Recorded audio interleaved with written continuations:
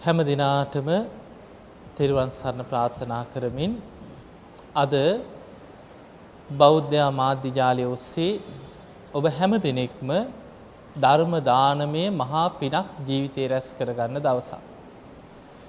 පින්තුනි, නිවන් දකින්නත් දසපාරමී ධර්මයන් ගැන බුදුරජාණන් වහන්සේ පෙන්නනවා. බුදු වෙන්න, පසේ බුදු වෙන්න, රහත් වෙන්න මේ සසරේ නිවන් අවබෝධයේ පිණිස දියුණු කළ යුතු පාරමී ධර්ම.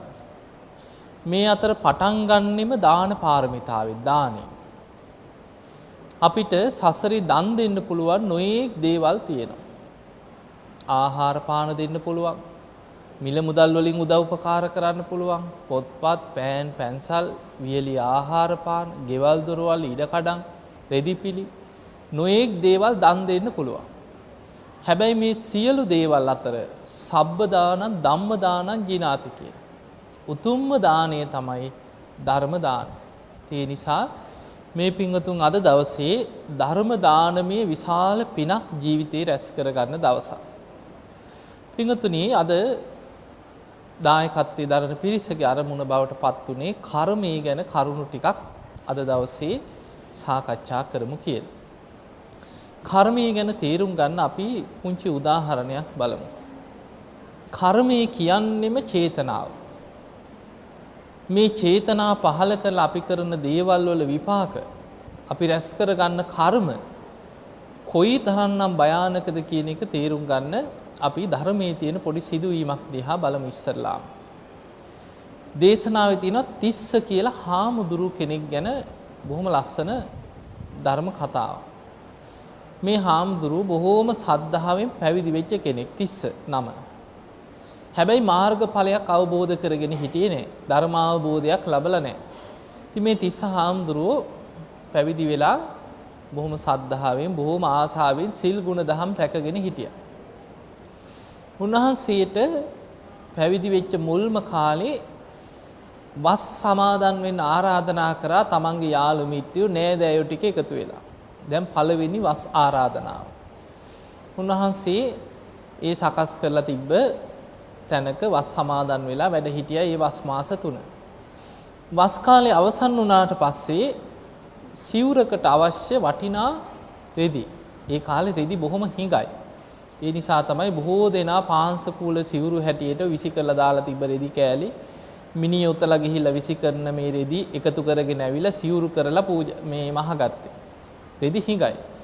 ඉතින් මේ තිස්ස හාමුදුරුවන්ට මුලින්ම සිවුරකට අවශ්‍ය, පාංශකූල සිවුරකට අවශ්‍ය හොඳ රෙදි එකතු කරලා රෙදි කෑලි ටිකක් ගෙනහලා සිවුරක් කරගන්න ගෙනහලා පූජා කරා. දැන් පළවෙනි වස් කාලේ ගත කරලා මුලින්ම හම්බෙච්ච සිවුරකට රෙදි, හොඳ රෙදි ටිකක් හම්බුණා. උන්වහන්සේ දැන් මේ රෙදි ටික අරගෙන ගිහිල්ලා තමන්ගේම නැගණිය හිටියා. මේ නැගණියගේ ගෙදරට ගිහිල්ලා නංගිට දුන්නා, නැගණිය මට මෙන්න මේ රෙදි වලින් හොඳ සිවුරක් කරලා පූජා කරන්නයි කියලා. ඉතින් උන්වහන්සේට අවශ්‍ය ප්‍රමාණයට අර නැගණිය මොකද කරේ? බොහොම ලස්සනට සිවුරක් මැහුවා. සිවුර මහලා ගෙනල්ලා තිස්ස හාමුදුරන්ට දුන්නා, ස්වාමීනි ඔබ වහන්සේට සුදුසු විදියට මේ සිවුර පඳු ගහලා පොරවන්න දැන් ඔන්න මහලා නම් ඉවරයි කිව්වා. උන්වහන්සේ ඉදා මොකද කරේ? ආරාමේ හිටපු වික්ෂුන් වහන්සේලා එකතු කරගෙන ඇවිල්ලා බොහොම ආසාවෙන් සිවුරට පඳු පෙව්වා. දැන් සාමාන්‍ය අර ධර්මාවබෝධයක් නොලබපු හිතක්නේ. පැවිදි වෙච්ච ගමන්ම මුල්ම කාලේ, පළවෙනි වස් කාලේ Tamanට හම්බෙච්ච මුල්ම සිවුර. දැන් ඔන්න හිතේ ස්වභාවය අපිට තේරුම් ගන්න පුළුවන්. දැන් ඔය සාමාන්‍යයෙන් ඉතින් ඔය අලුත් ඇඳුමක්, ආස කරන ඇඳුමක් හම්බුනහම මොකද වෙන්නේ? ඒකට ආසයි. ඒක ඇඳලා නිකන් හැරි හැරි බලනවා, ඇවිදිනවා, එහෙම ස්වභාවයක් තියෙනවනේ. තිස්ස හාමුදුරන්ටත් අනිය උනේ මොකද? මේ හාමුදුරුව දැන් සිවුර පඳු ගහනකොටත් පේනවා, මැවිලා පේනවා සිවුර ඇඳගෙන පහවදා පිණ්ඩපාත යන හැටි. උන්වහන්සේ සිවුර ගැනම ආසාවෙන් තමයි සිවුර පඳු පෙව්වේ. සිවුර පඳු පොවලා ඉවර වෙලා කුටිය ඉස්සරහා වැලක වීලින්න දැම්ම. දැන් පඳු ටික හොඳට සිවුරට අල්ලයි. එදා රාත්‍රී නිදාගන්න යනකොටත් දැන් නිින්දෙන් පේන්නේ තර සිවුර. දැන් හෙට උදේ වෙනකොට පඳු ටික අල්ලලා මේ සිවුර හොඳට වේලිලා තියෙයි මම මේ සිවුර ඇඳගෙන පිණ්ඩපාත යනවා කියලා ලොකු ආසාවකින් සිවුර ගැන හිතා නිදාගත්තා. රෑ මොකද වුනේ? බඩේ අමාරුවක් උස්සන්න වුණා. දරා ගන්න බැරි මාරාන්තික වේදනාවක් ඇති වුණා. මේ බඩේ අමාරුවත් එක්ක වේදනාවෙන් පුදුම වේදනාවකින් Taman නිදාගෙන හිටපු ඇදේ එහාට මෙහාට පෙරලෙනකොට මතක් වෙන්නෙම සිවුර. රෑ එහෙම මරණයට පත් වුණා. උන්වහන්සේ අපවත් වුණා. අපවත් වුණාට පස්සේ දැන් නොසිතපු දෙයක් වුණේ. හදිසියෙම මරණයට පත් වුණා රෑ බඩේ අමාරුවක් හැදෙලා. බුදුරජාණන් වහන්සේ ධර්මයේ තියෙන විනය ක්‍රමයක් තමයි දැන් භික්ෂුන් වහන්සේ නමක් අපවත් වුණාට පස්සේ උන්වහන්සේගේ කටයුතු එදා දවසේම බොහෝ වෙලාවට අවසන් වෙනවා. ඒ කාලේ ක්‍රමය අදටත් ඉන්දියාවේ එහෙම තමයි. එදාම ගිහිලා ආදාහනය කරනවා. ඉතින් උන්වහන්සේගේ කුටිය සුද්ධ පවිත්‍ර කරලා පරිහරණය කරපු සිවුරු පිරිකර අනිත් භික්ෂුන් වහන්සේලා බෙදා ගන්නවා. උපස්ථායක කෙනෙක් හිටියොත් උපස්ථායකයන් වහන්සේට අයිති වෙනවා. උන්වහන්සේට අවශ්‍ය නැති ඒවා අනිත් අයට බෙදලා දෙනවා. එහෙම කෙනෙක් නැත්නම් සංඝයා පොදුවේ Tamanට සිවුරු අවශ්‍ය අය අරගෙන ඉතුරු ඒවා ගබඩාවට දානවා. දැන් තිස්සහාමුදුරුවෝ අපවත් වුණාට පස්සේ උන්වහන්සේගේ ශරීරය ගෙනහිලා ආදාහනය කරලා කටයුතු ඉවර කරලා ආපු භික්ෂුන් වහන්සේලා එදා මේ තිස්සහාමුදුරුවන්ගේ සිවුරු බෙදා ගන්න දැන් කට්ටිය එකතු වුණා. එකතු වෙච්ච වෙලාවේ බුදුරජාණන් වහන්සේට තියෙනවා දිබ්බ සෝත දිබ්බ චක්කු කියනවා. දිවස් නුවණක් තියෙනවා. සාමාන්‍ය කෙනෙකුට ඇහෙන්නේ නැති හඬවල් බුදුරජාණන් වහන්සේට ඇහෙනවා. ඒ නිසා උන්වහන්සේ දෙවියන් කතා කරන දේවල්, බ්‍රහ්ම ලෝකේ බ්‍රහ්මයන් කතා වෙන දේවල් අහගෙන ඉඳලා බණ කියනවා. තිරිසන් සතුන්ගේ පවා සිතුවිලි බුදුරජාණන් වහන්සේට වැටහෙනවා, දැනෙනවා, ඇහෙනවා. බුදුරජාණන් වහන්සේට මෙන්න ඇහෙනවා මේක මගේ සිවුර ගන්න එපා කියලා කෙනෙක් විලාප දීගෙන එහා මෙහා දුවනවා. උන්වහන්සේ දිවසින් බැලුවා කවුද මේ? ඉක්මනට සංඝයාට දැනුම් දුන්නා මහණෙනි අර තිස්ස හාමුදුරුවන්ගේ සිවුරු දින 7ක් යනකම් කවුරුත් ඒව ගන්න එපා කියලා බෙදා ගන්න එපා. ඒවා එහෙම තියලා කුටිය වහලා තියන්නේ කියලා. දැන් භික්ෂුන් වහන්සේලාට මේක ප්‍රශ්නයක්. ඇයි මේ දැන් අනිත් හාමුදුරුවරු නම් අපවත් වුණාම එදාම මේ කුටිය අස්පස් කරලා ඒ සිවුරු ටික බෙදාගෙන අනවශ්‍යව ගබඩාවට දානවා. ඇයි මේ තිස්ස හාමුදුරුවන්ට විතරක් වෙනම ක්‍රමයක් දවස් 7ක් යනකම් කුටිය වහන්න කිව්වේ මොකද? ඒව කවුරුත් බෙදා ගන්න එපා කිව්වේ මොකද කියලා දැන් කට්ටිය ওই ගැන හිත හිටියා. ඔන්න පළවෙනි දවස අවසానයි, දෙවෙනි තුන්වෙනි හතරවෙනි දවස් ගිහිල්ලා හත්වෙනි දවසේ ධම්සභා මණ්ඩපයේදී එදා රාත්‍රී බුදුරජාණන් වහන්සේ වදාළ මහණෙනි මීට දින 7කට පෙර අපවත් වෙච්ච අර තිස්ස හාමුදුරුවන්ගේ සිවුරු පිරිකර දැන් නම් බෙදා ගන්න අවසර දෙනවා. දැන් මේ කුටිය අස් කරලා ඒව බෙදා ගන්න කිව්වා හෙට ඉඳන්. ඒ වෙලේ භික්ෂුන් වහන්සේලා අහනවා ස්වාමීනි භාග්‍යතුන් වහන්සේ ඇයි මේ තිස්ස හාමුදුරුවන්ට විතරක් ඔය වගේ වෙනස් කරේ මොකද? අන්න එතනදී බුදුරජාණන් වහන්සේ කාරණේ හෙළිදරව් කරා. බුදුරජාණන් වහන්සේ වදාලා මහණෙනි තිස්ස භික්ෂුව සිවුර ගැන ඇති වෙච්ච අසාමාන්‍ය ආසාවක් මරණ මංචකේ පවා බලවත් උනේ අර සිවුර ගැන ඇති වෙච්ච ආසාව. සිවුර ගැන ආසාවෙන් මැරිලා ඒ සිවුරෙම මැක්කෙක් වෙලා ඉපදිලා කි. බලන්න තමන් අර ආස කරපු සිවුරේ මැරිලා මැක්කෙක් වෙලා සිවුරේ උපන්නා කි. අර සිවුර බෙදා ගන්න භික්ෂුන් වහන්සේලා හදනකොට ඒ සිවුරේ එහාට මෙහාට දුවනවා. මගේ සිවුර ගන්න එපා මේක මගේ එක කියලා සිවුරේ එහා මෙහා දුවනවා මේ මැක්කා. ඒක දැකලා බුදුරජාණන් වහන්සේ ඉක්මනට සංඝයාට දැනුම් දුන්නා කවුරුත් මේක ගන්න එපා කියලා. දවස් 7ක් යනකම් ඇයි මැක්කෙක් කියන්නේ මේ අවුරුදු ගණන් ආයුෂ තියෙන සතෙක් නෙමෙයි. දින 7කින් මේ මැක්කගේ ආයුෂ අවසන් වෙලා මැක්ක මරණයටපත් වෙලා කරපු රැකපු සිල් ගුණ දහම් වල පිනමතු වෙලා මරණින් මත්තේ දිව්‍ය ලෝකේ උපදිනවා. බුදුරජාන් වහන්සේ වදාළ මහණෙනි දැන් ඒ කෙනා අර සිවුරෙම මැක්ක මරණයටපත් වෙලා දැන් දෙව්ලොව පහළ වුණා කියලා දිව්‍ය ලෝකේ ඉපදිලා කියලා. හැබැයි කවුරු හරි අර සිවුර ඊට කලින් අයිති කරගත්තා නම් දිව්‍ය ලෝකේ යන්න අවස්ථාව එන්නේ නැහැ. එහෙමනම් තරහක් වෛරයක් උපදිනවා මේක මගේ සිවුර මුන් ගත්තා කියලා කෙනෙක් ගැන වෛරෙන් මැරෙන්නේ එහෙනම් දවස් 7කින් මැරිලා සුගතිය යන්න අවස්ථාව නැති වෙලා අපායකට වැටෙනවා වෛරසිතකින් මැරිලා. එතකොට බලන්න මේක තියෙනවා ධම්මපදේ. ওই කතාව. එතකොට අපිට පේනවා නිකන් අපිට බැලූ බැල්මට හිතෙන්නේ ওই සිවුරකට ආස කිරීම ඕක මොකද්දනේ? හැබැයි පේනව නේද මරණ මංචකයේ ඒ ආසාව බලවත් වෙලා ඒ සිවුරෙම මැක්කෙක් වෙලා ඉපදුනා. එතකොට අපිට පේනවා මරණාසන්න මොහොතක මේ බලවත් වෙන කර්මයන්ගේ ස්වභාවය මොන තරම්නම් භයානකයි. ඒ නිසායි බුදුරජාණන් වහන්සේ පෙන්වන්නේ මහණෙනි ධර්මාවබෝධයටම මහන්සි වෙන්න කියලා. ධර්මයේම අවබෝධ කරගන්න වීරිය කරන්න කියලා. එහෙම නැතුව අපි මෙහෙම පින්කම් කරනවා. පින් දහම් කරගෙන ජීවත් වෙනවා. හැබැයි පින්කම් කර හිටියත් මරණ මංචකයේ මොකක් හරි අකුසලයක් මතුවුණු. සෝවාන් ඵලයෙන් මෙහා සෝවාන් වෙච්ච කෙනෙක් නම් කොහොමවත් ප්‍රශ්නයක්. සෝතාපන්න වෙච්ච කෙනෙක් නම් ඒකාන්තයෙන් සතර අපායෙන් මිදිච්ච කෙනෙක්.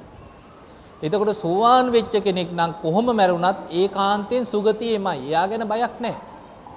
හැබැයි සෝතාපන්න නොවි කෙලෙස් සහිතව ජීවත් වෙන කෙනාට ධර්මාවබෝධයක් නැතුව ඉන්න කෙනාට මරණ මංචකේ මොන විදිහ අකුසලයක් බලවත් වෙයිද කියලා කියන්න බෑ.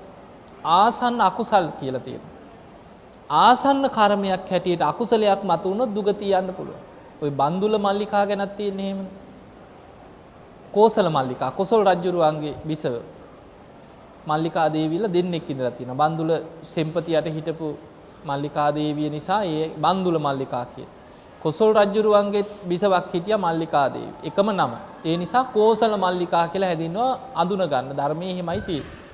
එතකොට මේ කෝසල මල්ලිකා කොසල් රජුරුව එක්ක හරියට පින් කරපු කෙනෙක්. අසත් දුෂ්‍ය මහා දානයක් දුන්නා. මල්ලිකා දේවී තමයි ඔක්කොටම උපදෙස් දුන්නේ. එතකොට මේ වගේ ලොකු පින්කම් ජීවිතේ කර හිටියත් තමන්ගේ අතින් වෙච්ච යම්කිසි වැරැද්දක් අඩුපාඩුවක් හිත හිටියා. අන්න ඒකයි භයානකම. මගේ අතින් මේ වගේ වැරැද්දක් වුණා නේද? මම මේ වගේ පව්කමක් කරා නේද? මම මේ වගේ වැරදි වැඩක් කරා නේද ජීවිතේ කියලා අර වෙච්ච වැරැද්ද අකුසලයේ ප්‍රහාණය කරන්නේ නැතුව ඒක හිත බලවත් කරගත්තා. බොහෝ දෙනෙකුට තියෙනවා පින්වතුනි යම් වැරැද්දක් වුණාට පස්සේ ඒක හිතෙන් අයින් කරන්න ඕනේ. සබ්බ පාපස්ස අකරනම් පාපී අකුසල් හිතෙන් දුරු කරන්න කියන බැහැර කරන්න. අපි කරපු පුංචි වැරැද්දක් හරි හිතන්න මොකද වෙන්නේ? වැරැද්ද හිත තුල හිතන්න කර්ම චේතනාව කියන්නේ කර්මය. චේතයිත්වා කම්මං කරෝති කායේන වාචාය මනසා කියන. චේතනා පහල කළා තමයි අපි යමක් හිතන්නේ. චේතනා පහල කළා තමයි අපි කතා කරන්නේ. චේතනා පහල කළා තමයි අපි ක්‍රියා කරන්නේ. එතකොට අපි හිතමු අපේ අතින් වෙච්ච මොකක් හරි ප්‍රාණඝාතයක් කියලා අපි සතෙක් මැරුවා. මොකක් හරි සතෙකුට ගලකින් ගහලා සතා මැරුණා කියලා හිතමු. බල්ලෙකුට පන්නන්න ගැහුවා. බල්ලා මැරුණා. දැන් අපි ඕක ගැන අපි හිතමු. දැන් ඕක අපේ ජීවිතේ වෙච්ච ප්‍රාණඝාතයක්.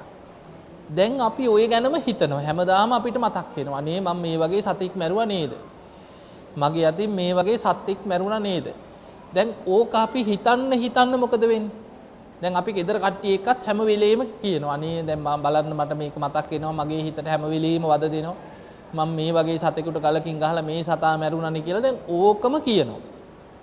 හිතන්නේත් ඒකමයි. නිදාගන්න ගියත් මතක් වෙන්නේ ඒක. එතකොට අපි ඒ ගැන හිතන්න කියන්න ඒ ගැනම අපි සිහි කරන්න මොකද වෙන්නේ? අර අකුසලේ පොඩි දෙයක් වෙන්න පුළුවන් ප්‍රාණඝාතය. ඒ සතා මැරුණා ඉවරයි දැන්. හැබැයි ඒක හිතන්න හැම වෙලේම ඒ මුල් කරගෙන කර්ම බලවත් වෙනවා. මරණ මංචකෙත් බලවත් කරගත්තොත් මැරෙන්න යන වෙලාවෙත් හිතුනොත් මම මේ වගේ දෙයක් කරා නේද කියලා ඒකම ඇති අපාය උපදින. එතකොට බුදුරජාණන් වහන්සේ පෙන්වන්නේ සබ්බ පාපස්ස අකරනම් පාපී අකුසල් කියන ඒවා හිතෙන් වඩන්නේ නැහැ. ඒවා හිත බලවත් කරන්නේ නැහැ. පාපී අකුසල් හිතෙනුත් අයින් කරනවා. අකුසල් වලින් වළකිනවා විතරක් නෙමෙයි හිතෙන් පවා වෙච්ච අකුසල් සියල්ල හිතෙන් අමතක කරනවා. අයින් කරනවා. බැහැර කරනවා. පාපී අකුසල් හිතෙන්ම දුරු කරලා දානවා. කුසලස්ස උපසම්පදා අපි කරන්න ඕනේ කුසල්. වඩන්න ඕනේ කුසල්.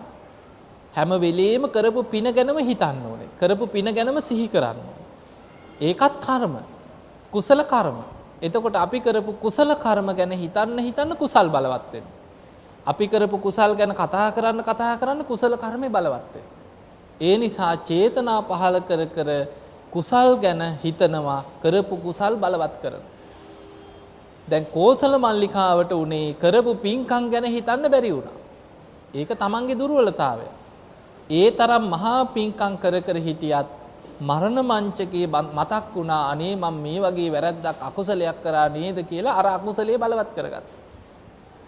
ඒ අකුසලයේ බලවත් වෙලා දින කීපයක් අපාය ඉපදුනා කියලා තියෙනවා. දවස් කීපයක් අපායට වැටුණා නිරේට.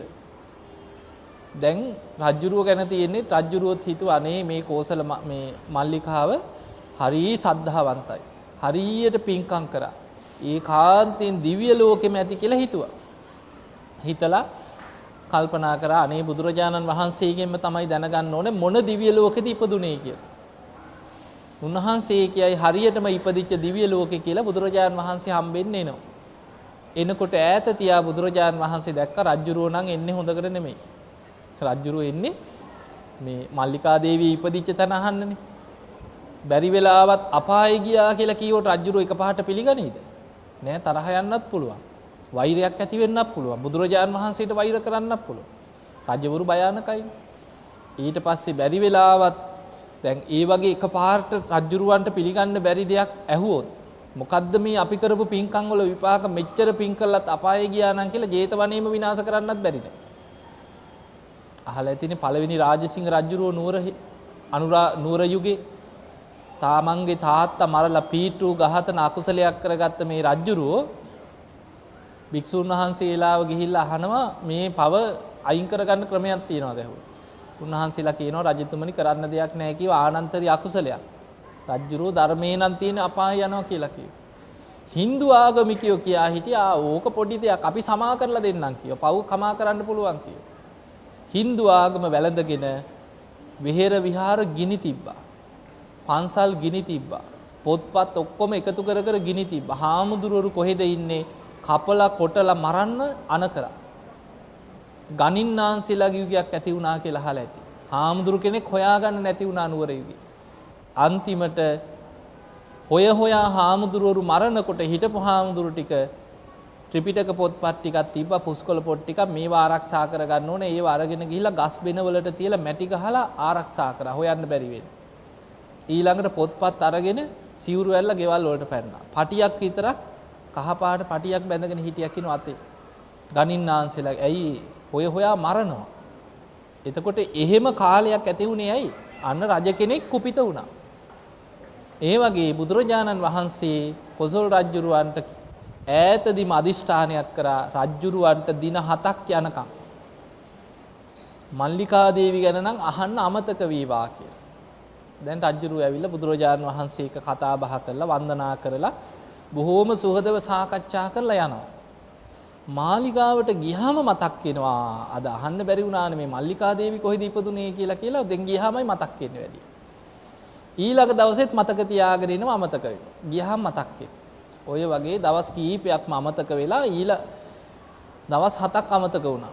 8 වෙනි දවසේ මතක තියාගෙනම ඇවිල්ලා ඇහුවා. අහනකොට බුදුරජාණන් වහන්සේ වදා රජතුමනි දැන් දිව්‍ය ලෝකෙ ඉපදිලා කිව්වා. දැන් අර දින 7 ගැන කීවේ නැහැ. එතකොට ඒකෙත් තියෙනවා මරණ මංචකේ අකුසලී බලවත් වෙලා දින 7ක් අපායට වැටුණා කියලා තියෙනවා. එතකොට අපිට පේනවා පින් කර කර හිටපු කෙනා හැබැයි මරණ මංචකේ අකුසලයක් බලවත් කරගත්තා. අන්න ඒ වගේ අපිට පේනවා එතකොට මොනතරම් පින් කර කර හිටියත් අකුසල් ප්‍රහාණය කරගන්න බැරි වුණොත් මරණ මංචකේ හරි අකුසලයක හිත පිහිටියොත් දුගතියකට වැටෙන්න පුළුවන්. ආසන්න අකුසලයක් හැටියට ඒක බලවත් වෙන්න පුළුවන්. ඒ නිසා පින්වතුනි කර්ම කියලා කියන්නේ බොහොම භයානක දේවල්. මේක දැන් මේ බුදුහාමුදුරන්ගේ උවමනාවට වෙන දේවල් නෙමෙයිනේ නේ. කර්මය කියන්නේ ලෝක ස්වභාවයක්. කවුරුත් කරන දෙයක් නෙමෙයි. එතකොට දැන් බුදුරජාණන් වහන්සේ පෙන්නනවා මේ කර්මයේ ස්වභාවය මොන තරම්නම් භයානක ස්වරූපයෙන් මේවා විපාක දීදී යනවද කියලා. සක්විති රජ කෙනෙක්. දැන් හිතන්න සක්විති රජ කෙනෙක් කියන්නේ තමන්ගේ ශරීරයේ මහා පුරුෂ ලක්ෂණ මතුවෙනකම්ම සසරේ පින් කරගත්ත කෙනෙක්. බුද්ධත්වයට පත් වෙන බුදු කෙනෙකුටයි සක්විති රජ කෙනෙකුටයි දෙතිස් මහා පුරුෂ ලක්ෂණ පිහිටන. එතකොට මේ වගේ මහා පුරුෂ ලක්ෂණ 32ක් මතුවෙනකම්ම සසරේ පින් කරගත්ත සක්විති රජුරෝ සක්විති රජකම් කරනකොට මුළු ලෝකේම ධාර්මිෂ්ඨව සිල්වත්ව පාලනය කරනවා. සක්විති රජුරුවන්ගේ පිනට අහසින් යන්න පුළුවන් චක්‍ර රත්නයක් අශ්ව රත්න 15 වෙනවා. ඒවැ නැගලා අහසින් හිතන දිශාවල් වලට අහසින් සිවුරඟ සේනාව පිරිවරාගෙන රජුරු අහසින් යනවා. ඒ ගිහිල්ලා ඒ ප්‍රදේශවල මිනිස්සුන්ට රටවැසියන්ට අනුශාසනා කරනවා ප්‍රාණඝාතයෙන් වළකින්න, හොරකමෙන් වළකින්න, වැරදි කාම සේවනයෙන් වළකින්න, බොරුවෙන් වළකින්න, මත්පැන් මත්ද්‍රව්‍ය වලින් වළකින්න. ධර්මයේම දජේ කරගෙන ධර්මානුකූලව වාසය කරන්න කියලා පංචශීලයෙන් අනුශාසනා කරලා ලෝකයක් සීලවන්ත කරන්න අනුශාසනා කරනවා. එතකොට එවැනි පිනක් කරගත්ත සක්විති රජුරෝ මුළු ජීවිතේම ලෝකේම සක්විති රජුරුවන්ගේ අනසකට යටත් කරගෙන පංචශීලයේ පිහිටවන. ඒ තරම් පින් කරපු රජුරුව මරණින් මත්තේ දිව්‍ය ලෝකේ උපදින. අර පිනේ විපාක හැටියට සක්විති රජුරුව දිව්‍ය ලෝකේ යනවා. හැබැයි දිව්‍ය ලෝකෙදී අර කරපු පින ගෙවිලා ඉවර වෙන කාලයක් එනවා. දිව්‍ය සැප සම්පත් විඳගෙන යනකොට තමන් රැක්ෂ කරගත්ත පිනේ විපාකත් ගෙවිලා අවසන් වෙනවා. එහෙම පින ගෙවිලා අවසන් වෙනකොට සක්විති රජකම් කරලා දිව්‍ය ලෝකෙ ගිය කෙනාට පින ගෙවිලා අවසන් වෙනකොට පෙර කරපු අකුසලයක් මතුවෙලා දිව්‍ය ලෝකෙන් චුත වෙලා නිරේට වැටෙන්න පුළුවන් කියලා. එතකොට නිරේ තුල සක්විති රජුරෝද? නැහැ. එතකොට නිරිසතා. දිව්‍ය ලෝකෙන් චුත වෙනකොට අකුසලයක් විපාක දීලා තිරිසන් අපායේ උපදින්න පුළුවන්. බල්ලෙක් බලලෙක් වෙලා උපදින්නත් පුළුවන්. එතකොට සක්විති රජුරෝ නෙමෙයි. එතකොට බලලා. ඊළඟට දිව්‍ය ලෝකෙන් චුත වෙනකොට පෙර කරපු අකුසලයක් විපාක දීලා පෙරේතෙක් වෙන්න පුළුවන්. പ്രേත ලෝකෙට වැටෙන්නත් පුළුවන්. එතකොට බලන්න සසරේ තියෙන භයානකම. සක්විති රජකම් කරලා දෙව්ලොව ගියත් ඒ පින ගෙවිලා අවසන් වෙනකොට අකුසල මතු වුණොත් ආයෙම සතර අපායේ උපදින්න පුළුවන්. ඒ නිසා බුදුරජාණන් වහන්සේ එක් අවස්ථාවක දේශනාවක් තියෙනවා. උන්වහන්සේ ආනන්ද හාමුදුරුවෝ එක්ක චාරිකාය වඩිනකොට කුහුඹි රැලක් පාරේ පෝලිමට යනවා. කුහුඹි දැකලා ඇතිනේ. පෝලිමට යනවා පෙරහැරක් වගේ. බුදුරජාණන් වහන්සේ එතනදී නතර වෙලා ඒ දිහා බලාගෙන අනුකම්පා සහගත සිනහවක් පහළ වුණා. බුදු කෙනෙක් සිනහ පහළ කරන්නේ විශේෂ කාරණයක් අරබයා පමණයි. බුදු කෙනෙක් සිනහ පහළ කරනකොට විශේෂ ආශ්චර්ය අద్భుත කාරණයක් සිද්ධ වෙනවා. ඒ තමයි බුදුරජාණන් වහන්සේගේ දළදා වහන්සේලා අතර සතර දළදා කියන. ඒ දත් හතරක් තියෙනවා. ඔක්කොම දන්ත ධාතුන් වහන්සේලා 49යි. එයින් ඉදිරිපස දත් හතරක් තියෙනවා. අපි කියන්නේ උල් දත් කියලා, රදනක දත් කියලා කියන්නේ. බුදුරජාණන් වහන්සේගේ ඒවා ඔක්කොම සමදන්ත සමානයි. හැබැයි මේ හතර පැත්තේ තියෙනවා දත් හතරක්. ඒ දත් හතරට කියනවා සතර දළදා වහන්සේලා. සිනහ පහල කරනකොට සතර දළදාවන්ගේ අග විවර වෙනවා කියලා. ඒ දළදා අගින් සුදු පාට බුද්ධ රශ්මියක් විහිදෙනවා බුදු කෙනෙක් සිනහ පහල කරනකොට. ඒ සුදු බුදු රැස බුදුරජාණන් වහන්සේගේ සිරස වටා 3 වරක් පැදකුණු කරලා අහසට පැන නගිනවා. ඒක ආශ්චර්ය කාරණයක්. එතකොට පිටිපස්සෙන් වැඩම කරපු ආනන්ද හාමුදුරුවෝ දැක්ක බුදුරජාණන් වහන්සේගේ සිරස වටා සුදු පාට බුදු රැසක් පැදකුණු කරලා අහසට පැන නගිනවා. ආනන්ද හාමුදුරුවෝ දන්නවා මොකක් හරි විශේෂ හේතුවකට. ආනන්ද හාමුදුරුවෝ බුදුරජාණන් වහන්සේට වැඳලා අහනවා ස්වාමීනි භාග්‍යතුන් වහන්සේ විශේෂ කාරණයක් නිසාද මේ සිනහ පහල කරේ. බුදුරජාණන් වහන්සේ පෙන්නවා ආනන්ද උන් ඔය බලන්න කිව්වා ඔය ඉදිරියෙන් යන මේ කූඹි රැළ දිහා. ආනන්ද මේ අතර සක්විති රජකම් නොකරපු කෙනෙක් නැහැ කි. එතකොට හිතන්න සංසාරී ස්වභාවයනේ. අර යන කූඹි රැළේ මේ පිරිසගේ සංසාර ජීවිත දිහා බලනකොට සක්විති රජකම් නොකරපු කෙනෙක් මෙතන නැtei කි. එතකොට අපිට පේනවා මේ දීර්ඝ සංසාර ගමනේ කර්මයන්ගේ තියෙන භයානකකම ඕකින් අපිට පේනවා. එතකොට ඒ නිසා තමයි බුදුරජාණන් වහන්සේ අපට පෙන්වන්නේ හැම වෙලාවෙම උදේ හවස හිතන්න කියන කර්මය ගැන.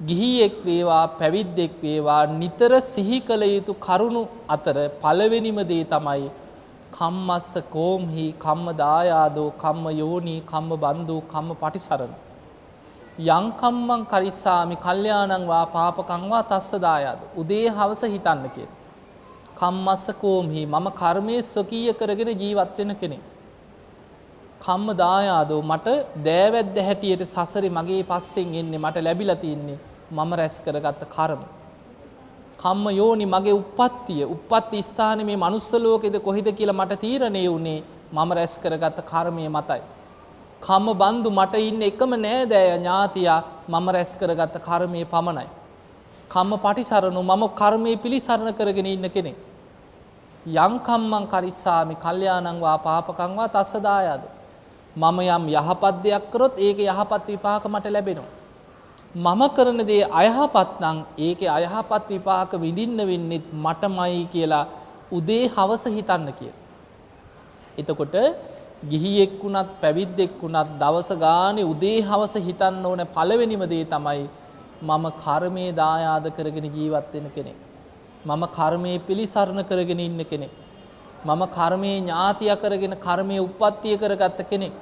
මම යම් හොඳක් නරකක් කරොත් ඒකේ විපාක මට විඳින්න වෙනවාමයි කියලා හිතන්න කියලා. එහෙම කර්මයේ ගැන නිතර නිතර හිතන කෙනාට අකුසලයක් කරන්න හිතෙන්නේ නැහැ. හිතට එනකොටම මතක් වෙනවා මේකේ විපාකෙ මට ගෙනියන්න වෙනවා. හොරකමක් කරන්න, ප්‍රාණඝාතයක් කරන්න, වැරදි වැඩක් කරන්න හිතට ආපු ගමන්ම චේතන අකුසල් වල ස්වභාවය හිතට කෙලෙස් මතුවෙනවා. අකුසලයට හිත නැඹුරු වෙනවා. හැබැයි උදේ හවස කර්මයේ ගැන හිතන්න පුරුදු වෙච්ච කෙනාට අකුසලයක් කරන්න හිතුණත් හිතනකොටම මතක් වෙනවා මේකේ විපාකයක් මට එනවා. මට මේක විඳවන්න වෙනවා. ඒ නිසා මම මේකෙන් වළකින්න ඕනෑ කියන හැඟීම කර්මයේ ගැන හිතන කෙනාටයි මතක් වෙන්නේ. බලන්න බුදුරජාන් වහන්සේ පෙන්නනවා මහණෙනි ඔය පාරේ යනකොට මගතොටේ යනකොට දකින්න ලැබෙනවා ඊටාම දිලිඳු පුද්ගලයෝ. ඇඟ පුරා කුෂ්ඨ හැදිච්ච, කුදු ගැහිච්ච. සමහර වෙලාවට නොයේක් අබල දුබලතා ඇතුව හිඟමනේ යන එදා වේලවත් හම්බ කරගන්න බැරි අසරණ කෙනෙක් දකින්න ලැබෙනවා.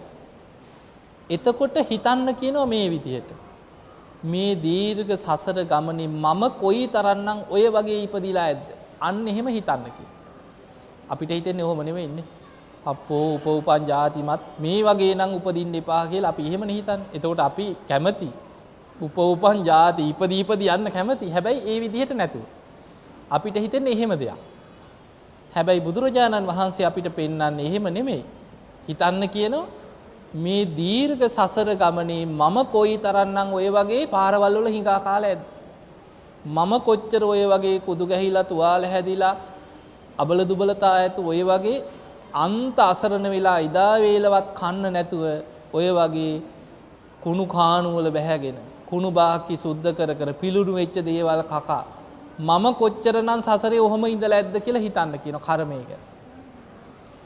ඊළඟට බුදුරජාණන් වහන්සේ පෙන්නනවා පාරේ යනකොට දකින්න ලැබෙනවා බොහෝම සැප සම්පත් විඳිනයි සිටුවරු. ඒ කාලේ ධනවත්ම කෙනාට තමයි සිටු තනතුර ලැබුණේ.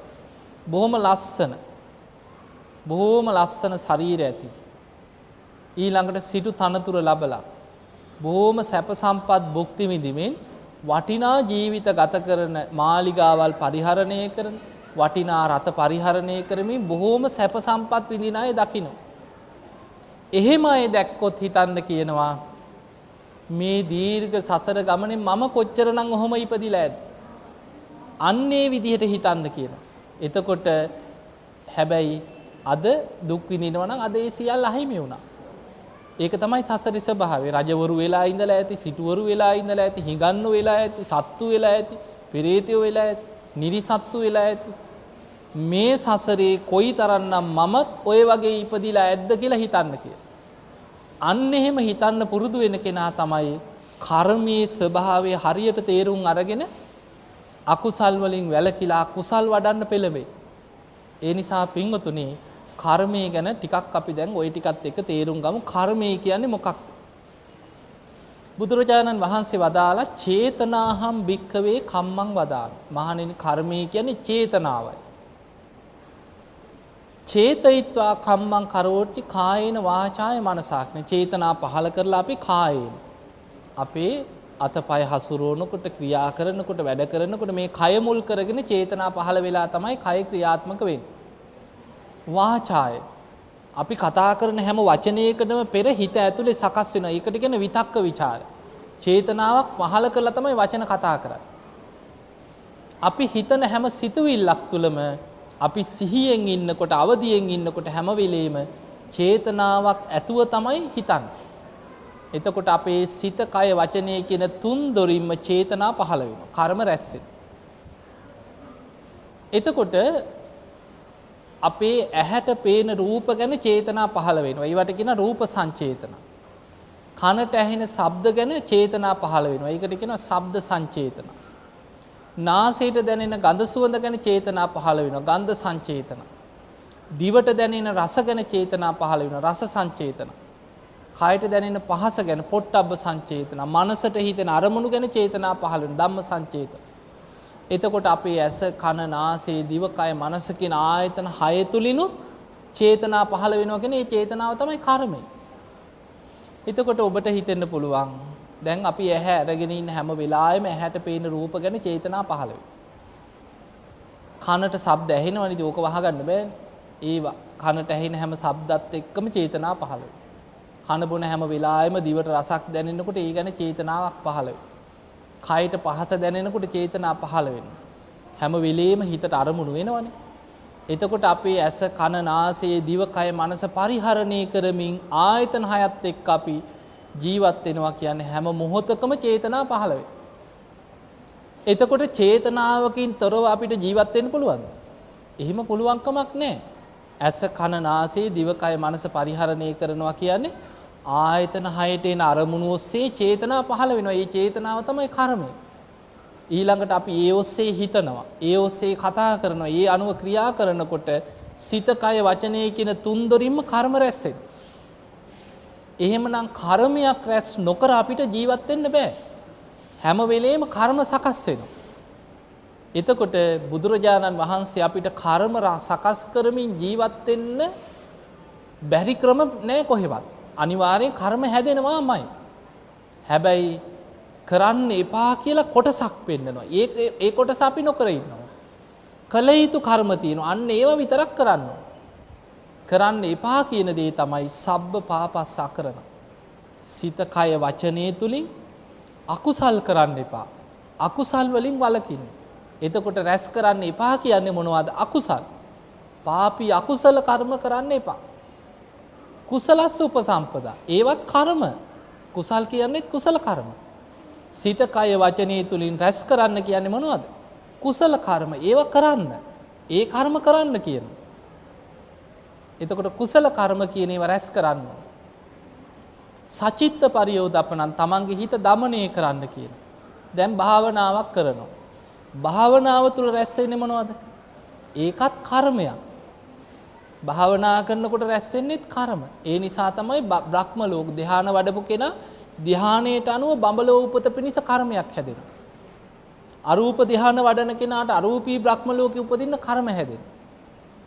එතකොට ධ්‍යාන වඩන කෙනාටත් රැස් වෙනවා කර්ම. භාවනා කරන කෙනාට රැස් වෙන කර්මයට කියනවා ආනෙන්ජාපි සංස්කාර කියලා.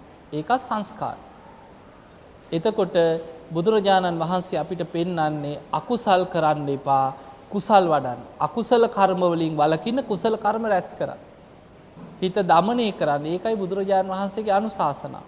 එහෙමනම් අපේ ජීවිතය තුළ අපි මේ කර්මයන්ගේ ස්වභාවය තේරුම් ගන්න. කර්ම විපාක පිණිස බලවත් රැස් නොවන තැනක් තියෙනවා. එකම තැනයි තියෙන්නේ. ඒ තමයි නිදාගෙන ඉන්න වෙලාවට.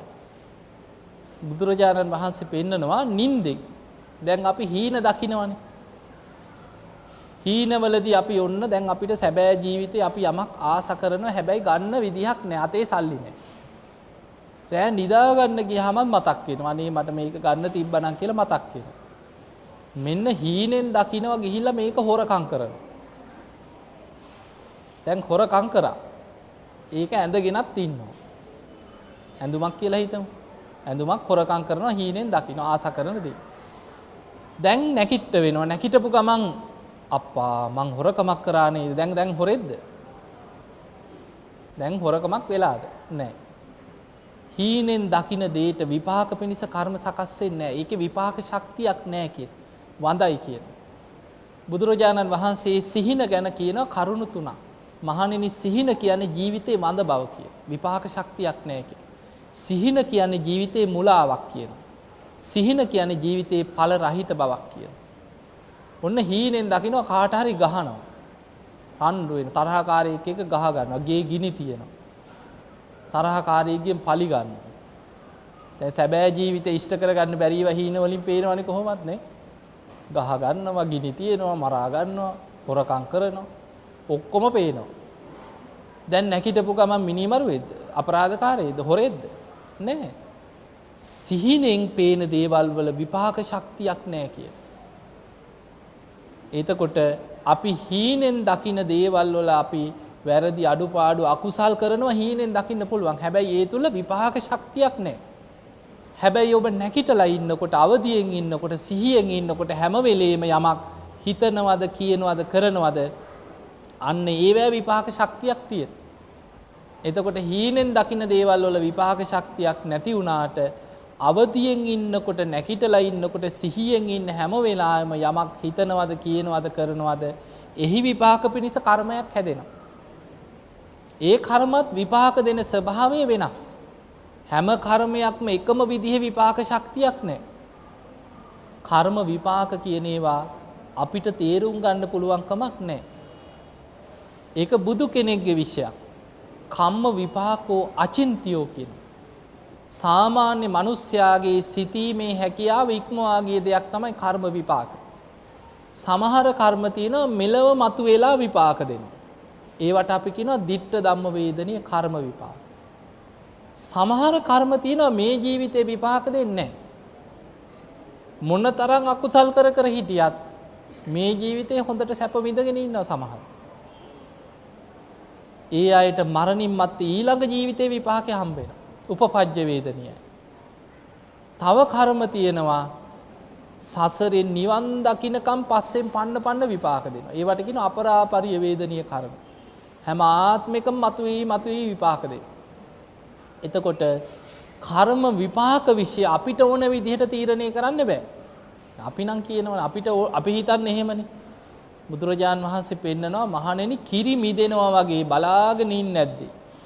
එහෙම මේ කරපු දේ මේ වෙලාවේ විපාකෙන් නැහැ කිය. ඒ කර්මයන්ගේ ශක්තිය ඊට අනුව කර්ම විපාක දෙන ක්‍රමවේදයක් තියෙනවා. ඒක හරියටම වටහා ගන්න පුළුවන් බුදු කෙනෙකුට විතරයි. ඒ නිසායි කම්ම විපාකෝ අචින්තියෝ කියන්නේ. සාමාන්‍ය කෙනෙක් හිතන්න ගියොත් ඇයි අරයට අර එහෙම වුනේ? ඇයි මේ කෙනා මෙහෙම ඉන්නේ? අච්චර පව් කරන උන් යස අගේට ඉන්නවා මුන්ට කිසි හේනයක් නැහැනේ. ඔහොම කියනවනේ. කියනවනේ නේ. අපිට ඇස් පන අපිට පේනවා මහා අපරාධකාරයෝ. හැබැයි හොඳට වැජබිලා ඉන්නවා සමාජෙනේ. තව අපරාධ කරනවා බේරෙනවා. නීතියනොත් කොහොම හරි පැනලා බේරෙනවා. ඒ වගේ අපරාධකාරයෝ ජීවත් වෙනවා. මිනිස්සු හිතනවා මෙච්චර පව් කරන උන් යස අගේට ඉන්නවා මුන්ට කිසි කරදරයක් නැහැ.